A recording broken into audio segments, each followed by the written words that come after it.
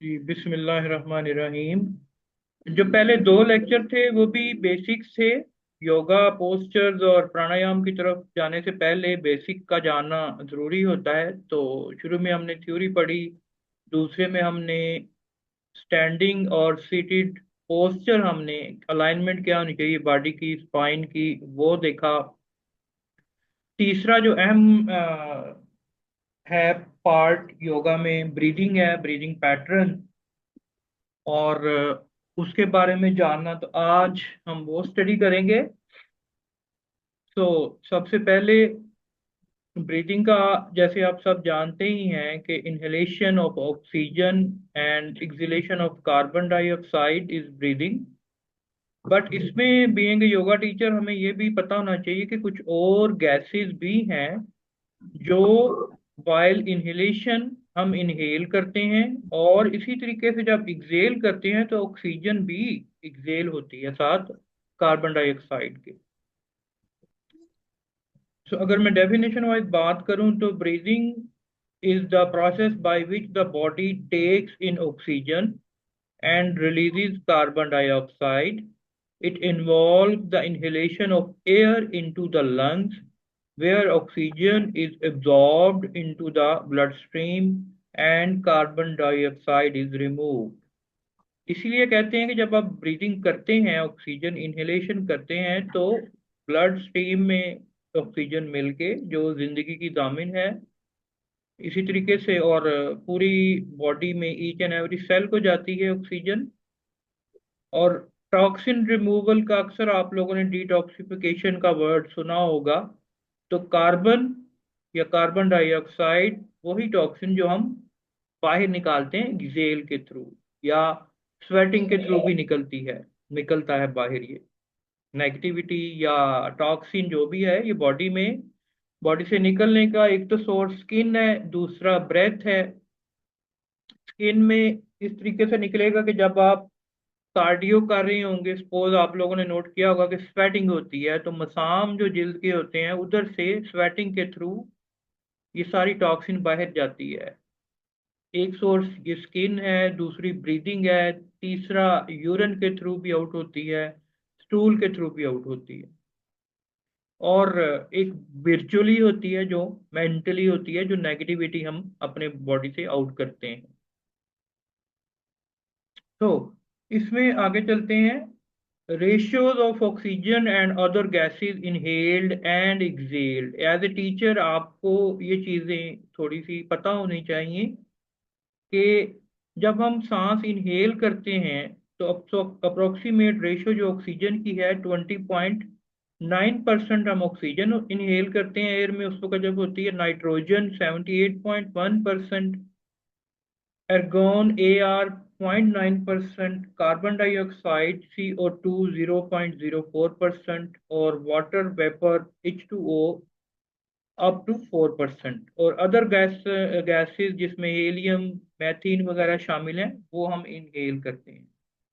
अब जनरली हम common sense यही जानते हैं कि ऑक्सीजन इनहेल होती है और कार्बन डाइऑक्साइड एक्सहेल होती है।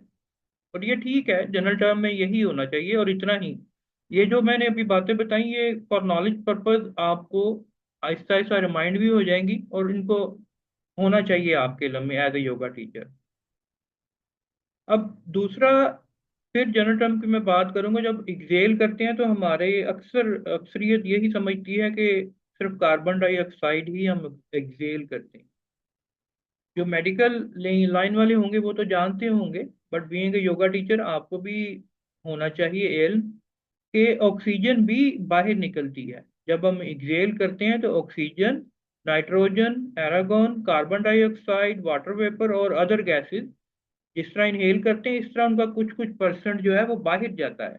यानी कि ऑक्सीजन थी 20.9%, हम इनहेल कर रहे हैं, और 16.4% आउट हो रही है।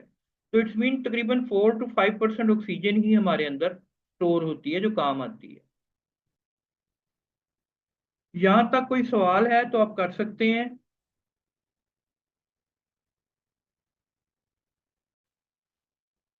जी, मुझे फ्रैंकली स्पीकिंग के बड़ी हैरान कौन किस्म की स्लाइड है। जिसमें जबकि हम ये समझ रहे थे कि शायद ऑक्सीजन इनहेल में अंदर जाती है और एक्सहेलेशन में कार्बन डाइऑक्साइड ही बाहर जाती है। नहीं नहीं नहीं तो नहीं ये सर, स्लाइड तो उससे बिल्कुल ही डिफरेंट है। ऐसे नहीं है सर। जनरल टर्म में मैं वही बात कर रहा हूँ कि जनरल टर्म में तो ऐसे ही आप जब अगर आप क्लास करवाते हैं तो उधर भी आपको ये इतनी डिटेल बताने की जरूरत नहीं है। आप सिंपली यही बता सकते हैं कि inhale oxygen, exhale carbon dioxide. मजीद अगर डीप जाना है तो थोड़ा सा ये भी कह सकते हैं कि कुछ ऑक्सीजन भी बाहर हम एक्सहेल करते हैं। इतनी नैरो जाने की जरूरत नहीं होती क्लासेस में। बाकी एज ए टीचर आपके इल्म में ये बात होनी जरूर चाहिए। और एक बात और मैं क्लियर कर दूं, ऑक्सीजन और breath is the source to take the pranic energy और bio energy into our body. इसकी मैं एग्जांपल मैंने हर लेक्चर में, हर सेशन में मैं ये देता होता हूँ कि हम ये समझते हैं कि सांस लेना जो है और ऑक्सीजन जो है ये हमारी जिंदगी की जामिन है। जबकि ऑक्सीजन एक सोर्स है उस नूर को, उस बायो एनर्जी को जो 5 एलिमेंट के मिलने से बनती है, पूरी कायनात में फैली हुई है, और जिसकी वजह से हमारा जिस्म भी बना है, जिस तरह जिसमें हवा, आग, पानी, मिट्टी और आसमान या आकाश या स्पेस शामिल हैं। ये बायो एनर्जी पूरी कायनात में फैली हुई है। और ये जब हम सांस इनहेल करते हैं तो ऑक्सीजन के थ्रू ये हमारी बॉडी में अंदर जाती है और ब्लड स्ट्रीम में शामिल होती है। अब उसकी एग्जांपल मैं ये दूंगा, एक इंसान पैरालाइज है, फालज हो गया उसको, तो वो सांस तो ले रहा है, ब्रीद इन ब्रीद आउट तो वो कर रहा है, बट बॉडी पार्ट को वो मूव नहीं कर पा रहा। क्यों? कि उसके उस हिस्से में ये जो बायो एनर्जी है उसका राब्ता डिस्कनेक्ट है, वो मौजूद नहीं है। वो तवानाई, वो एनर्जी मौजूद नहीं है जिस बेस पे वो इस अपने हिस्से को या अपने हाथ को एक्सपोज हरकत दे सके। उसकी एक और एग्जांपल मैं दूंगा। फुटबॉल आपने देखा होगा खेलते हुए। फुटबॉलर जो है एक जगह वो खेलता है फुटबॉल और साथ साथ ब्रीदिंग भी कर रहा होता है, बट जब उसने किक लगानी होती है पाँव से फुटबॉल को, तो सिर्फ सांस लेने से वो टांग को मूव नहीं कर सकता। उसके लिए ताकत चाहिए होती है, एनर्जी चाहिए होती है। और यही एनर्जी बेसिकली बायो एनर्जी है, जिसको संस्कृत में या योगिक लैंग्वेज में या आयुर्वेद में मैं बात करूं तो प्राण बोलते हैं। अगर मैं इंग्लिश में बात करूं तो बायो एनर्जी, अगर मैं जापानीज में बात करूं तो ची, और अगर इस्लाम के पॉइंट ऑफ व्यू से मैं बात करूं तो इसको नूर हम कह सकते हैं या रूह कह सकते हैं।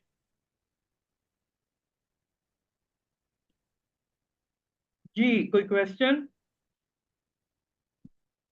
क्वेश्चन तो नहीं है, कंसर्न है कि ये स्लाइड मुझे एटलीस्ट सॉल्व नहीं हो रहा। आ, उसकी रीजन ये है कि हमें तो सारी जिंदगी स्कूल में, कॉलेज, यूनिवर्सिटी लेवल पे ही पढ़ाया गया आपने कि हम आप ऑक्सीजन इनहेल करते हैं जी। सॉरी आपकी बात काट रहा हूँ, आपकी एजुकेशन क्या है साजिद साहब? मैंने बेसिकली मैं फ्यूल टेक्नोलॉजिस्ट हूँ, मैंने मास्टर किया फ्यूल टेक्नोलॉजी में। फ्यूल टेक्नोलॉजी में और किया ना आपने? आपने मेडिकल का फ्यूल तो आपने नहीं पढ़ा ना? मैंने केमिस्ट्री पढ़ी और हेलो। बायो भी साथ पढ़ी है, कितनी ज्यादा? डिग्री लेवल तक। हाँ, तो उस पे देखो भाई। ये आप इसको सर्च भी आप कर सकते हैं गूगल से भी, तो आपको ये मजीद क्लैरिफिकेशन मिल जाएगी। आम इस्तेलाह में ये मैं आप, देखो ये रुमाल है। माइक, जिसका माइक ऑन छिलके है से वो काइंडली वो रखा है बंद ना कर मैंने। दें, स्पीकर अपना बंद कर दें, शोर आ रहा है। तो मैं ये कह रहा था कि आम इस्तेलाह में जब भी हम बात करते हैं या करेंगे तो वो यही होगी कि oxygen inhale, carbon dioxide exhale. जी जी हाँ। बट ये जो रेशियोज मैंने नीचे दी हैं, अब देखें, बाहर फिजा में सिर्फ ऑक्सीजन ही तो नहीं पड़ी हुई, नहीं, आप यहाँ तक तो सही है। बाकी गैसेस भी मेरा तो है पॉइंट ना? सिर्फ ये है कि जो कार्बन डाइऑक्साइड है ना, जिसको एक्सहेल करते हैं, हाँ, वो सिर्फ 4% एक्सहेल हो रही है। इसमें मेजर जो रोल है वो नाइट्रोजन का लग रहा है। तो सर आगे एक प्राणायाम आएगा जो आप सीखेंगे, ब्रीदिंग टेक्निक, उसमें नाइट्रोजन नाइट्रिक ऑक्साइड है जो सही रिलीज है होती हाँ। है। वो भी अभी आएगा। जी जी अभी आप सिर्फ इसको समझें, बाकी मजीद कोई क्वेश्चन जी। आप बिल्कुल करें, मुझे कोई मसला नहीं है। आप अपनी चलिए। रिसर्च रिसर्च भी कर सकते हैं, नॉट एन इशू। जी जी। क्योंकि जी ये जो सर, इसमें ये भी है कि जब एक्सेल हम करते हैं ना, तो हमारी फैट बर्न होती है, बॉडी की जो फैट बर्न होती है या बॉडी डिटॉक्सिफाई होती है, वो ऑक्सीजन की वजह से होती है। नहीं, जब ऑक्सीजन बॉडी जो डिटॉक्सिफाई होती है वो तो एक्सिलेशन ऑफ कार्बन डाइऑक्साइड है ना। देखें, जी जी सर। एक और मैं एग्जांपल दूंगा कि अगर आपने एनेस्थीसिया देखा होगा हॉस्पिटल में, डॉक्टर एनेस्थीसिया देते हैं जी या सर। ऑक्सीजन ही लगाते हैं किसी पेशेंट को सपोज। हम्म। ऑक्सीजन जी लगाते हुए वो सिलेंडर का जो नॉब होती है उसको एक मखसूस हद तक ओपन खोलते हैं कि इतनी ऑक्सीजन ही जानी चाहिए, इससे ज्यादा नहीं जानी चाहिए। वो क्यों करते हैं जी। कि एक्सेस ऑफ ऑक्सीजन जो है ना वो भी ब्रेन के लिए ठीक नहीं है, उससे हमें भारीपन का एहसास होना शुरू हो ठीक। जाता है। कुदरत ने हर चीज जी में जी सर। बैलेंस रखा हुआ है, हर चीज में बैलेंस रखा हुआ है। उस बैलेंस से जो भी ऊपर नीचे होगा वो बॉडी को नुकसान देगा, हैम्पर करेगा वो। बिल्कुल है। मतलब कि हमारी बॉडी का जो इंटरनल टेम्परेचर है वो 37 डिग्री है। इससे नीचे होगा तो ठंड है, इससे ऊपर होगा तो बुखार है।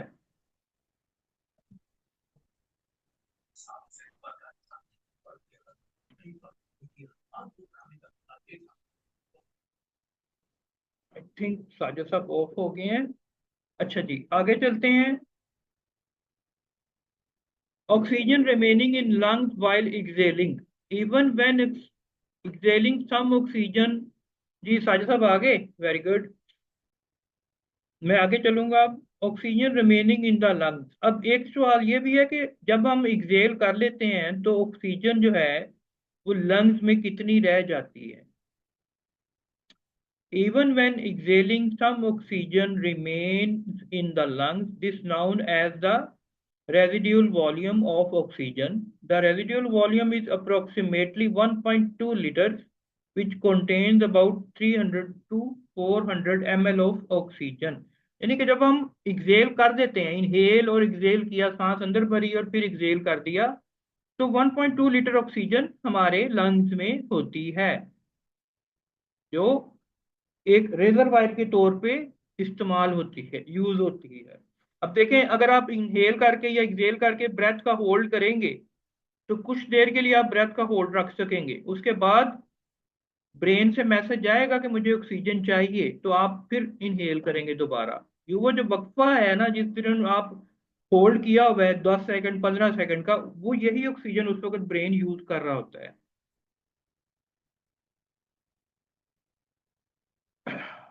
अब टीएलसी, टोटल लंग्स कैपेसिटी, इसकी मैं बात करूंगा। The total lung capacity is the maximum volume of the air the lungs can hold. The TLC varies depending on age, sex and body size, but the average TLC for an adult is approximately 6 litres. हमारी lungs की जो capacity है, हम inhale जब सांस अंदर भरें तो तकरीबन 6 से 7 लीटर तक ऑक्सीजन हम इनहेल कर सकते हैं, अगर प्रॉपर तरीके से हम ब्रीदिंग करें। और अगर शैलो ब्रीदिंग हम करें, जैसा कि होता है नॉर्मली, हम सारी जिंदगी शैलो ब्रीदिंग ही करते रहते हैं, मिडल लंग्स को हम यूज करते हैं, हल्की सी सांस अंदर भरी और एक्सेल कर दी, हम पूरे लंग्स को कभी यूज कर ही नहीं पाते। आपने कभी नोट किया होगा जब खुली फिजा में आप जाते हैं, पार्क्स में ग्रीनरी जहाँ ज्यादा होती है या हिल एरिया होता है, हिल स्टेशन होता है, तो वहां आप मुंह खोल के या सांस भर के अंदर लेते हैं तो फेफड़े भी आपके खुल जाते हैं, क्योंकि ऑक्सीजन प्योर होती है। और ज्यादा आप एक तो इन्वायरमेंट ऐसा अच्छा होता है कि आप खुशी महसूस कर रहे होते हैं और आप पूरे अच्छे तरीके से ब्रीद इन करते हैं। साजिद साहब, मैं बात कर रहा था कि टोटल लंग्स की कैपेसिटी जो ऑक्सीजन की है वो कितनी है, वो तकरीबन 6 लीटर है अडल्ट की। बाकी ये कम ज्यादा हो सकती है, बट हमारा ये मसला होता है कि हम जब ब्रीदिंग करते हैं तो नेचुरल वे से ब्रीद आउट नहीं, ब्रीद इन ब्रीद आउट नहीं कर पाते, जिस वजह से शैलो ब्रीदिंग ही हम करते रहते हैं, मिडिल लंग्स को यूज करते हैं, हम हल्का सा सांस अंदर लिया और एक्सेल कर दिया। तो आगे आपके इस प्रोग्राम में आपको ये भी सिखाया जाएगा कि how to use maximum capacity of lungs. कैसे हमने यूज करना है मुख्तलिफ ब्रीदिंग पैटर्न के थ्रू। आगे इंशाल्लाह आपको, अभी ये पहले 3 लेक्चर जो है ये बेसिक हैं, नेक्स्ट जब मैंने शुरू करना है उसमें पोस्चर्स भी आएंगे, ब्रीदिंग टेक्निक्स भी आएंगी, और थ्योरी भी अभी हमारी थोड़ी देर चलेगी।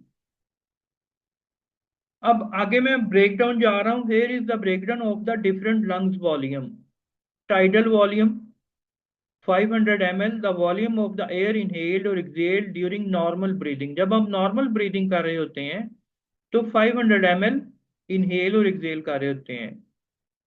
Reserve volume 300 3100 ml, the additional volume of the air can be inhaled beyond the tidal volume. यानी कि जब हम कॉन्शियस ब्रीदिंग करते हैं, प्राणायाम या ब्रीदिंग प्रैक्टिस कर रहे होते हैं, उस वक्त सिचुएशन जो है, रेशियो बदल जाती है। 3100 मिलीलीटर हम एयर का इनहेल करते हैं। इसी तरीके से E R V reserve volume 1200 ml, the additional volume of the air that can be exhaled beyond the tidal volume. यानी कि जब हम एक्सहेल करते हैं तो 1200 मिलीलीटर, कॉन्शियस एक्सहेल की मैं बात कर रहा हूँ, नॉर्मल एक्सहेल की बात नहीं कर रहा, कॉन्शियस एक्सहेल की। जब मैं ये कहूँगा प्राणायाम की, जब हम प्रैक्टिस करेंगे तो मैं यही कहूँगा कि इनहेल करें और एक्सहेल को ग्रेजुअली इंक्रीज करने की कोशिश करें। जितना एक्सहेल ज्यादा होगा उतनी ही बॉडी डिटॉक्सिफाई ज्यादा होगी।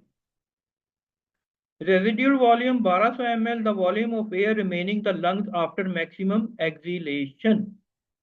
यानी कि मैक्सिमम एक्सहेलेशन करने के बाद भी कुछ एयर, हवा हमारे फेफड़ों में रह जाती है। जी, कोई क्वेश्चन? No sir. नहीं, सब ठीक है। बस मीन वाइल जब आप अभी दूसरी स्लाइड दिखा रहे थे तो मैं चैट जीपीटी पे चला गया ओके और मैंने इनहेल और एक्सहेल में ऑक्सीजन की क्वांटिटी पूछी तो एग्जैक्टली उन्होंने बताया कि 21% हम इनहेल करते हैं ओके। और 16% ड्यूरिंग एक्सहेलेशन भी देते हैं। हाँ जी। कार्बन डाइऑक्साइड का भी चैट जीपीटी ने एग्जैक्टली यही बताया कि हम 0.04% ड्यूरिंग इनहेलेशन आती है और 4% ड्यूरिंग एक्सहेलेशन जाती है। जी ऐसे ही होता तो है सर। आपकी स्लाइड को इंडोर्स किया उसने। और अगर ना इंडोर्स करती तो हम इस पे मजीद बात करते हैं। हाँ, ये गुड पॉइंट, गुड पॉइंट। देखिए सर, दुनिया में बहुत सारी थेरेपीज हैं, बहुत सारे मेथड्स हैं ट्रीटमेंट के, जिंदगी हम्म, गुजारने के। हमें क्या, एक ये सब कंटिनेंट में प्रॉब्लम है कि हम मेडिकल के पीछे भागते हैं। हम्म। हम मेडिकल एलोपैथी के पीछे भागते हैं। मैं मेडिकल की भी बात नहीं करूंगा, मैं एलोपैथी की बात करूंगा, और मैं एलोपैथी की मुखालफत नहीं कर रहा। अगर हमें एंटीबायोटिक की जरूरत है तो हमने एंटीबायोटिक खाना ही खाना है। वो एंटीबायोटिक का काम ना आयुर्वेद में हो सकता है, ना योगा में हो सकता है, ना होम्योपैथ में हो सकता है। वो हमने खाना ही खाना है। अगर सर्जरी की जरूरत अच्छा, पड़ गई है तो डेफिनेटली हम मेडिकल की तरफ ही रुजू करेंगे। वो योगा नहीं ठीक कर सकेगा उस चीज को। बस मेरी सिर्फ एक सबमिशन है। सबमिशन ये है कि चूंकि आप ने जो जिम्मेदारी अपने कंधों पे ली हुई है उसमें मेजॉरिटी ऑफ योर स्टूडेंट्स जो है ना वो एडल्ट्स होते हैं जी जी। और एडल्ट लर्निंग दुनिया में सबसे मुश्किल काम है।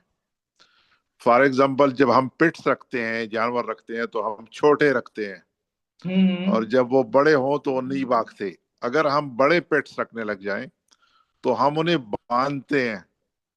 Means what? बांध के रखते हैं मीन्स इसलिए क्योंकि बड़े सीखते नहीं है, सीखते छोटे ही हैं। तो बड़ों को सिखाना एक बड़ा मुश्किल काम होता है, वहाँ ऑब्जेक्शंस बहुत आते हैं नहीं और नहीं। ऑब्जेक्शन हमेशा एक अपॉर्चुनिटी होती है। Objection handling is an opportunity. जी बिल्कुल ऐसे ही है। Thank you. देखें, मैं इसमें एक चीज मैं शेयर करना चाहूंगा आपके साथ। अगर हम अपने माइंड की स्लेट को वाइट करके आए ना कुछ लर्न करने, तो उसमें कुछ ना कुछ लिखा जा सकता है। और अगर उस स्लेट में उस पहले ही भरा होगा ना, तो फिर उसमें हाँ मजीद हाँ, करना वो मुश्किल होता है। उसके लिए बड़ा सिंपल एक सेंटेंस है कि first unlearn your previous learning. Yes. हाँ, you need to unlearn your previous learning, then you will start learning. जी बिल्कुल ऐसे ही है। अच्छा जी, आगे आते हैं अब। जो ब्रीदिंग के मेथड हैं, साजिद साहब, ये भी तैयबा को तो शायद नॉलेज होगी, आप भी देख लें। ब्रीदिंग मेथड्स भी होते हैं, और ये सिर्फ टीचिंग पॉइंट ऑफ व्यू तक और प्रैक्टिस करने की हद तक आगों ने अपने ऊपर अप्लाई करने हैं। जब प्रैक्टिस अच्छी हो जाएगी तो फिर आपने काउंटिंग को निकाल देना है देन से। काउंटिंग के अगर फोकस करेंगे तो ब्रीदिंग प्राणायाम का फायदा इतना नहीं होगा। इसमें बॉक्स ब्रीदिंग है सबसे पहले, स्क्वायर ब्रीदिंग भी इसको बोलते हैं। इसका मतलब ये है कि अगर आपने 4 सेकंड का इनहेल किया, यानी कि 1 2 3 4 काउंट तक इनहेल किया, और 4 सेकंड का होल्ड किया आपने, 1 2 3 4 जेहन में काउंट किया, फिर 4 सेकंड का एक्सेल किया, 1 2 3 4 4 सेकंड का एक्सेल किया, उसके बाद फिर 4 सेकंड का एक्सेल करके होल्ड किया, 1 2 3 4। तो it is called box breathing और सिक्योर ब्रीदिंग। जिस तरह स्क्वेयर की पिक्चर बन जाती है ना, सिंपल सेम ये वही है कि equal inhalation, equal hold, equal acceleration, equal hold. It is called box breathing. इसकी प्रैक्टिस करनी है तो अभी आप आ जाए, मैं काउंट करता हूँ, आप दोनों साजिद साहब आप भी स्क्रीन ऑन कर लें, तो आप कर लें साथ साथ, ताकि जो आज नहीं आ सके वो रिकॉर्डिंग में जब देखेंगे तो उनके लिए भी इजी हो जाएगा। साजिद साहब स्क्रीन ऑन कर सकते हैं तो कर लें काइंडली। जी, मैं मोबाइल से हूँ। It's okay, not an issue. Mobile से हूँ, लेकिन आई एम श्योर। क्या आप मुझे देख सकते हैं? जी मैं नहीं। देख सकता हूँ, आप मोबाइल एक को मिनट, सीधा मुझे कर लें थोड़ा बस। सा आना चाहिए। सीधा कर लें मोबाइल को। मैं कोशिश करूंगा कि मैं अपनी तरफ कर लूं, अगर अगर अच्छा। हाँ जी, अब ठीक है, अब ठीक है। अब क्या मैं आपको नजर आ रहा अ, हूँ? ओके। आप मुझे लेटरल अब नजर आ रहे बता। हैं, यानी कि उल्टा नजर आ रहे हैं। सीधा कर लें मोबाइल को ना। आप मोबाइल को पोर्ट्रेट किया हुआ है आपने या लैंडस्केप? ये पोर्ट्रेट किया हुआ। पोर्ट्रेट किया हुआ अब नहीं, अब सही है। आप नजर नहीं आ रहे मुझे। अच्छा, अब। अब ठीक है। अब फेस फेस सामने ले आए, बस इतना है, और कुछ नहीं चाहिए। फेस सामने ले आए आप और बैठ जाएं। जी। अभी थोड़ा सा नीचे करें अपने आप को, अब फेस फेस आपका नजर नहीं आ रहा। साहिब साहब, एक मैं ट्राईपोड, इसको। ट्राईपोड एक स्टैंड मिनट। होता है। ट्राईपोड स्टैंड होता है, वो ले लें। थैंक यू बेटे। जी जी, बस अब आहिस्ता आहिस्ता चीजें आएंगी। अब तो इस वक्त इस पॉइंट ऑफ व्यू पे नहीं है। It's okay. मैं आप किसी और से कर लें, मैं अपने इसको सेट करता हूँ। जी कोई बात नहीं, आप ऐसे भी जो है कर सकते हैं। अब सिर्फ आप लोगों ने कमर सीधी करके बैठ जाना है। ओके साहिब साहब, ऐसे हाँ, ठीक है। कमर सीधी जी करके बैठ जाएं। कमर सीधी करके बैठ जाएं। जी जी मेरे जी। मैं काउंटिंग करूंगा, आपने 4 सेकंड तक इनहेल करना है। नाक के थ्रू इनहेल होगा, ये याद रखिएगा। डोंट यूज योर माउथ, जहां माउथ यूज करना होगा मैं बता दूंगा आपको। चलें स्टार्ट करें। ठीक है। इनहेल, 1 2 3 4। होल्ड करें ब्रेथ का। 1 2 3 4। एक्सेल करें। 1 2 3 4। आउट होल्ड करें ब्रेथ का, एक्सेल के साथ ही, इनहेल नहीं करना। 2 3 4। अब इनहेल करें एंड रिलैक्स। जी दिस इज बॉक्स ब्रीदिंग के आपने एक स्क्वेयर पिक्चर अगर आप जेहन में दोहराएं, जो 4 लाइनें मुरब्बा शक्ल में होती हैं। इक्वल जी आपने जी इनहेल किया, इक्वल होल्ड किया, इक्वल एक्सेल किया, इक्वल होल्ड किया। This is square breathing. जो बिगिनर्स होते हैं, जिनको ब्रेथ अवेयरनेस की बहुत ज्यादा जरूरत होती है, हमें कि हमें पता लगे कॉन्शियस ठीक। ब्रीदिंग होती क्या है।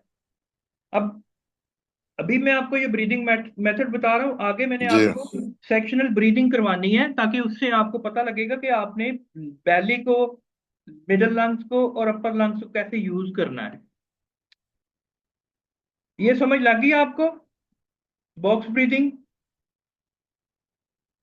ग्रेट। ओके, आगे आते हैं जी ट्राइएंगल ब्रीदिंग, ट्राइएंगुलर ब्रीदिंग। इसमें अब जी जी, ट्राइएंगल में इसमें नाम से आपको वन। आप काइंडली जरा, सॉरी, मेरी उस वक्त तवज्जो कहीं और थी। ये जी जी, वाली जो इनहेल है कौन सी है, इनहेल और एक्सहेल है, इसका क्या नाम है? रेक्टेंगुलर ब्रीदिंग, आपको नोट्स मिल जाएंगे आज। ओके, रेक्टेंगुलर है। जी रेक्टेंगुलर रेक्टेंगुलर, मीन के, जी जी जी, अच्छा, दो दो एग्री, कोने एक जैसे और साइडें एक जैसी। एग्रीड। जी, इनहेल होगा 4 सेकंड का। चलिए शाबाश, स्टार्ट करें। 1, 2, 3, 4, hold for 6 second. 1, 2, 3, 4, 5, 6। Exhale for 4 second. 1, 2, 3, 4, hold for 6 second. 6, 5, 4, 3, 2, 1 and relax. Inhale. Great, wonderful. तो इसको मतलब है कि, अच्छा, मुझे अगर ज्यादा समझ आई तो सबसे पहले जो बॉक्स ब्रीदिंग थी, जी और अभी जो आपने रेक्टेंगुलर ब्रीदिंग बताई, दरमियान में आपने ट्रायंगल बताया था। हाँ जी, ट्रायंगल आप वो जब मैथ में आप पढ़े होंगे, हमने वो ट्रायंगल की शक्ल देने हाँ, में तो आएंगे तो आपको खुद बहुत क्लियर हो जाएगा। ग्रेट। इसी तरह तो रेक्टेंगुलर की ट्रायंगल में तीनों इक्वल हैं, इक्वल है। 4 4 4 है। नहीं सॉरी, ट्रायंगुलर में जो एक्सेल है वो 8 है, वो डबल है। ठीक है, उसमें फिर एक्सेल के बाद होल्ड नहीं है ना? हाँ जी हाँ जी। तो ठीक ये है। 3 मेथड थे। अब आगे आ जाती है रिलैक्सेशन ब्रीदिंग, जो रेशियो है फोर हाँ, सेवन एट की। ये 4 7 8 जो लिखा हुआ है इसका मतलब है 4 second inhale, 7 second hold and 8 second exhale. 4 second inhale, 7 second hold, 8 second exhale. 7 8, चलें फोर इनकी, 4 7 8 ब्रीथिंग। हाँ जी, इसकी भी प्रैक्टिस कर लें एक दफा। शाबाश। इनहेल फॉर फोर जी, second start. 1, 2, 3, 4, hold for 7 second. 6, 5, 4, 3, 2, 1। Exhale for 8 second. 7, 6, 5, 4, 3, 2, 1। Relax, good, relax. These are the methods wonderful. Of breathing. और ब्रीदिंग इतनी इंपॉर्टेंट है साजिद साहब। जी जी जी। और योगा को बाकी, वैसे तो योगा फिजिकल एक्टिविटी है ही नहीं, मैं ये कहता ही नहीं हूँ। बहरहाल फिर भी हम आसानी के लिए समझने के लिए अगर योगा को दूसरी फिजिकल एक्सरसाइजेज से हम यूनिक कह सकते हैं ना, तो उसमें सबसे ज्यादा रोल ब्रीदिंग का है। हम्म, हमारी ब्रीदिंग जो सही है है। वो नर्वस सिस्टम के ऊपर इम्पैक्ट करती है। हम्म, आगे आप पढ़ेंगे मुख्तलिफ प्राणायाम जो नर्वस सिस्टम के थ्रू हम बॉडी को कैसे रिलैक्स करते हैं, नोस्ट्रल के थ्रू। राइट और लेफ्ट नोस्ट्रल का जिक्र आएगा, योगिक पॉइंट ऑफ व्यू से उनकी क्या वैल्यू है। वो इंशाल्लाह नेक्स्ट में आपको जब टाइम आएगा तो आप पढ़ेंगे इसी कोर्स में। आपको नर्वस सिस्टम का भी आइडिया होगा कि ब्रीदिंग जो है कैसे इफेक्ट करती है नर्वस सिस्टम के ऊपर, डाइजेशन के ऊपर, रिलैक्सेशन के ऊपर। वो हम आगे पढ़ेंगे। आगे आ गया जी डायाफ्रामेटिक ब्रीदिंग, पहले ब्रीदिंग जिसको बोला जाता है। इसमें इसका जो मेथड है, एक हाथ पेट पे रख लेना है और दूसरा चेस्ट पे रखते हैं हम। डीप इनहेल करते हैं जिसमें सबसे पहले नोज से हम करेंगे। सिर्फ बैले को हमने राइज करना है, यानी कि बैले फूलेगा बाहर की तरफ। चेस्ट अभी इसकी ब्रीदिंग हमने नहीं करनी। जब बेले फूलेगा, हाथ इस वजह से रखवाए जा रहे हैं ताकि आपको पता लग सके, आप अच्छे तरीके से जज कर सके, एनालाइज कर सके। और फिर एक्सेल करेंगे तो पहले रिब्स की तरफ चले जाएगा। ये स्लो एंड स्टेडी होगा, इसमें हरी नहीं करनी। इनहेल करना है, डीप इनहेल, यानी कि जैसे मैं अब करने लगा हूं।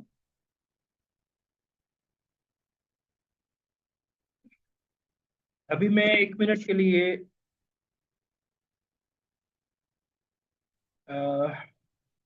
स्क्रीन शेयरिंग में ऑफ कर रहा हूं, आप जरा देख लें। मैंने अपने आप को स्पॉटलाइट किया है। अब ये मेरा बैले आपको नजर आ रहा होगा, एक हाथ मैंने यहाँ रखा, एक हाथ मैंने चेस्ट पे रखा। अब मैं सांस अंदर भरूंगा तो मेरा बैले मूव करेगा, चेस्ट मेरी मूव नहीं करेगी। Inhale,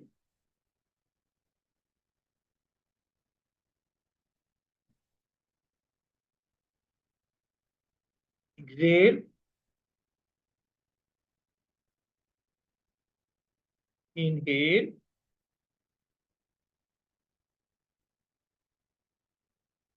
Excel,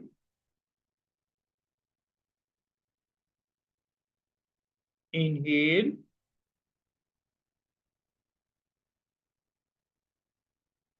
Excel.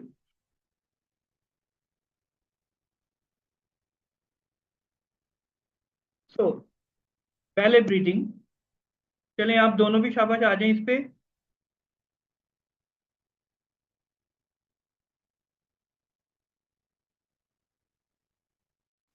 साजिद साहब आपका मोबाइल उल्टा है, पर कोई बात नहीं, करें आप, शाबाश, समझ लग रही ना आपको? नहीं, मैं इसको चेंज कर रहा था तो रोटेशन उसकी गलत आ गई। मैं इसको अगर ऐसे करूं तो अब शायद मैं आपको सीधा नजर आ रहा हूँ, ऐसा ही है। Yes, yes, yes, yes, yes. चलें शाबाश, पेट पे चलिए। हाथ रखें, एक हाथ पेट पे रखें, एक हाथ चेस्ट पे रखें। जी जी जी। अब ये है। आंखें बंद करके इनहेल करें, सांस अंदर भरें, पेट को फुलाना है सिर्फ अभी। पेट फूलना चाहिए, बाहर आना चाहिए जिस तरह गुब्बारा फूलता है। अब एक्सेल जी करें, पेट को रिब की तरफ लेके जाएं, कंप्रेस करें पेट को, abdominal मसल कंप्रेस होंगे, रिलैक्स होंगे, और हवा खारिज होगी और ब्रेथ आउट होगा। दोबारा इनहेल करें,